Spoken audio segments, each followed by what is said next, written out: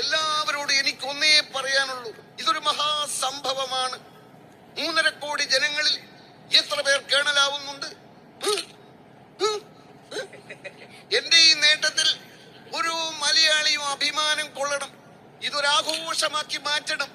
അതിന് ജനങ്ങളെ ആവേശം കൊള്ളിക്കുന്ന തരത്തിൽ വേണം പത്രമാധ്യമങ്ങൾ ഈ വാർത്ത കൊടുക്കാൻ.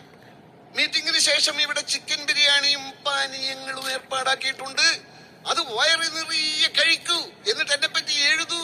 ജയ് ജവാൻ, ജയ് കിസാൻ, ജയ് ഹിന്ദ്. ദിവസേന പെട്രോളിന്റെ വില കുതിച്ചുയരുകയാണ്. അവശ്യ സാധനങ്ങളുടെ വില കാരണം സാധാരണ ജനങ്ങൾ പൊറുതിമുട്ടുന്നു. പിന്നെ ലോഡ് ഷെഡിംഗ്. ഇതിനിടയിൽ ഒരാൾ കേണലാകുന്നതിന് എന്ത് പ്രസക്തിയാണുള്ളത്?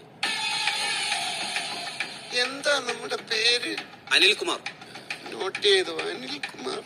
എനിക്ക് കൂടുതലൊന്നും പറയാനില്ല. ചിക്കൻ ബിരിയാണി കഴിച്ച് നമുക്ക് പിരിയാം. താങ്കൾ വിളിച്ചു വരുത്തിയിട്ടാ ഞങ്ങൾ ഇവിടെ വന്നത്. ചിക്കൻ ബിരിയാണി തിന്നാനുള്ള കാശൊക്കെ ഞങ്ങളുടെ കയ്യിൽ തന്നെ ഉണ്ട്. 1-2 കാര്യങ്ങൾ ചോദിക്കാനുണ്ട്. പെട്ടെന്ന് ചോദിക്കൂ. പദവികൾ പലതും നിങ്ങൾ മേടിച്ചെടുത്തിട്ടുണ്ട്. പത്മശ്രീ, ഡോക്ടർ, അങ്ങനെ പലതും. ഈ പദവികളുടെയൊക്കെ അന്തസ്സിന് ചേർന്ന സിനിമകളും കഥാപാത്രങ്ങളുമാണോ നിങ്ങൾ ഇപ്പൊ ചെയ്തുകൊണ്ടിരിക്കുന്നത്? പദവി വേറെ, സിനിമ വേറെ. സിനിമയിലൂടെയാണല്ലോ പദവികൾ അടിച്ചെടുത്തത്. കുറച്ചുകൂടെ മാന്യതയോടെ സംസാരിക്കണം. ഞാനൊരു സെലിബ്രിറ്റിയാണ്, അത് ഓർമ്മ വേണം. ഈയിടെ വെക്കട വെടി എന്നൊരു കോടാലിപ്പടം ഇറങ്ങില്ലോ. അതുപോലുള്ള ചവറ സിനിമകളിൽ അഭിനയിക്കുന്നതിന് മുമ്പ് ഈ പദവികളെല്ലാം മടക്കി നൽകുക വേണ്ടത്.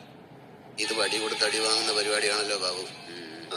അപ്പോ ചിക്കൻ ബിരിയാണി. വയസ്സനായ താങ്കൾക്ക് 12ഉം 13ഉം വയസ്സുള്ള പെൺകുട്ടികളുടെ നായകനായിട്ട് അഭിനയിക്കുമ്പോ നാണം തോന്നാറില്ലേ? ഞാൻ വയസ്സനാണെന്ന് പറയാൻ നീയാണോ എനിക്ക് ജനന സർട്ടിഫിക്കറ്റ് തന്നത്? 10 രൂപയൊരു വെള്ളക്കടലാസ് ഉണ്ടെങ്കിൽ വിവരാവകാശ നിയമപ്രകാരം ആർക്കും എന്തും അറിയാൻ കഴിയും. താങ്കളുടെ പ്രീ ഡിഗ്രി മാർക്ക് ലിസ്റ്റിന്റെ കോപ്പി എന്റെ കയ്യിലുണ്ട്. ഡേറ്റ് ഓഫ് ബർത്തും ഉണ്ട്. എന്താ കാണണോ? ദുബായിൽ +2 പഠിച്ച എന്റെ പ്രീ ഡിഗ്രി മാർക്ക് ലിസ്റ്റ് ഇവിടുന്ന് കിട്ടിയെന്ന്. അയ്യോ കഷ്ടം. ഈയിടെ ഒരു പ്രധാനപ്പെട്ട സാംസ്കാരിക നായകൻ താങ്കളുടെ സിനിമകളെയും വേഷങ്ങളെയും ഒരുപാട് പരിഹസിച്ചല്ലോ. അപ്പൊ എന്തു തോന്നി? ഞാൻ ചിരിച്ചുപോയി. അങ്ങേർക്ക് മതിഭ്രമല്ലേ, മതിഭ്രമം. പിന്നീട് അദ്ദേഹം വിളിച്ച് എന്നോട് മാപ്പ് പറഞ്ഞല്ലോ. അതൊരു ബ്ലാക്ക് ഹ്യൂമർ ആയിട്ട് കരുതിയാ മതി എന്ന് പ്രത്യേകം പറഞ്ഞു. ബ്ലാക്ക് ഹ്യൂമറോ? അതെന്തോന്ന് സാധനം? അത് ഈ ബ്ലാക്ക് ഹ്യൂമർ എന്ന് പറഞ്ഞാൽ ഈ ആഫ്രിക്കയിലാണല്ലോ ഈ ബ്ലാക്ക് ഹ്യൂമർ ആദ്യമായി പൊട്ടി പുറപ്പെട്ടത്.